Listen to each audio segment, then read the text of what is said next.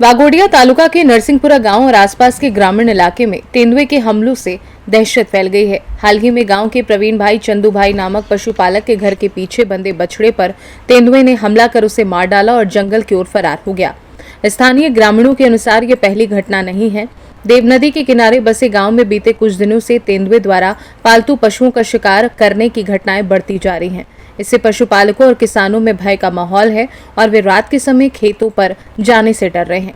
घटना की सूचना मिलते ही वन विभाग की टीम मौके पर पहुंची और तेंदुए को पकड़ने के प्रयास शुरू किए। हालांकि विभाग द्वारा लगाए गए पिंजरे में अब तक तेंदुआ नहीं फंसा है।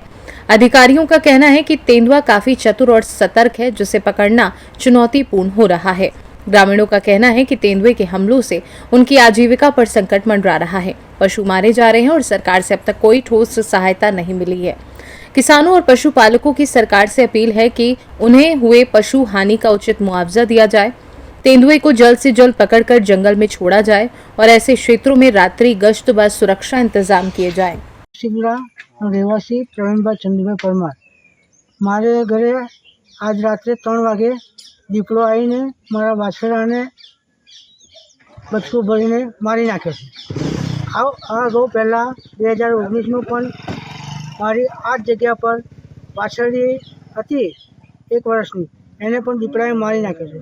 આજુબાજુના ગામોમાં પણ દીપડાનો ત્રાસ વધારે છે। મારી સરકારને વિનંતી છે કે આ દીપડાને કોઈ પણ હિસાબે પકડી અને એને જંગલવાસમાં છોડવા મહેરબાની કરશો। એટલે આ વિસ્તાર છે આ તમારો અહીંયા આગળ, તો તમે સરકારને એવું કહેવા માંગો છો કે આટલો વિસ્તાર ફેન્સિંગ કરીને આપો, કા દીપડાનું પૂરણ કરીને આપો, એમ એને પકડી લો, કા એટલી વિસ્તારમાં અમને ફેન્સિંગની સહાય આપો। મારે એવું જ અમારા જ્યાં ઢોર ને એવું છે ત્યાં આગળ આટલા વિસ્તારમાં ફેન્સિંગની સહાય આપે એમ। મને આટલા વિસ્તારમાં ફેન્સિંગની સહાય આલો અને નહીં તો દીપડાને પકડો, બેમાંથી એક કરો। મારે આ બીજી વખતનું કહ્યું, એક ગાય આજે 50-60 હજારમાં મળતી હોય છે, નાનાથી મોટું થાય છે, તો એ મારે તો આગળના વર્ષોની મને નુકસાન ગયું, આ બીજે વર્ષે પણ મારે નુકસાન ગયું।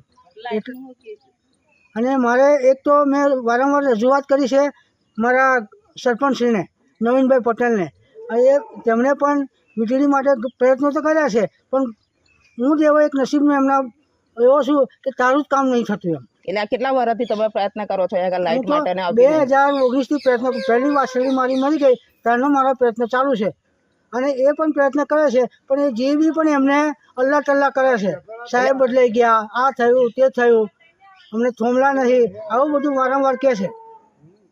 તો મારી આપશ્રીને નમ્ર વિનંતી કે મારી બોર્ડરની મારી માલિકીની જગ્યામાં મને ફેન્સિંગ મારી આવે અને મને જીબીની વ્યવસ્થા, લાઇટની વ્યવસ્થા કરી આવે, નહીં તો પછી દીપડાને પકડવાનો પ્રયત્ન કરે સરકાર। આ મારી વિનંતી છે। આટલા વિસ્તારમાં દીપડો કેટલા સમયથી અહીંયા આગળ હેરાન કરે છે? આ તો 2019માં તો જોયું છે, આજુબાજુના ગામોમાં પણ વારંવાર આ રજૂઆત થાય જ છે, પણ પકડાતો નહીં। આથી સાંગાળુના પેટાપુરા નરસિંહપુરા પ્રવીણભાઈ ચંદુભાઈના વાડામાં બાજુમાં એક વાછરડી દીપડો આવીને મારી નાખીને ખાઈ ગઈ નહીં ગયો। આથી 2 વર્ષ ઉપર હોય નાનું વાછરડું મારીને ખાઈ ગયો હતો। એટલે મહેરબાની કરીને જિલ્લા પંચાયતના જંગલ ખાતાના સાહેબોને અમારી નમ્ર વિનંતી કે એ દીપડાને તમે પકડીને લઈ જાઓ। આજુબાજુ ગામોવાળાને હોય નુકસાન બહુ, ગોરાજા મવડીપોરા એ ગામોમાં નુકસાન કરે છે, એ જ અમારી નમ્ર વિનંતી। અને પ્રવીણભાઈના વાડામાં ફેન્સિંગ મારવાની પ્રયત્ન કરો અને અમને વીજળી આપવાનો પ્રયત્ન કરો, તો અમારી આ દરજ છે। गुजरात से सी न्यूज़ संवाददाता हुसैन मंसूरी की रिपोर्ट।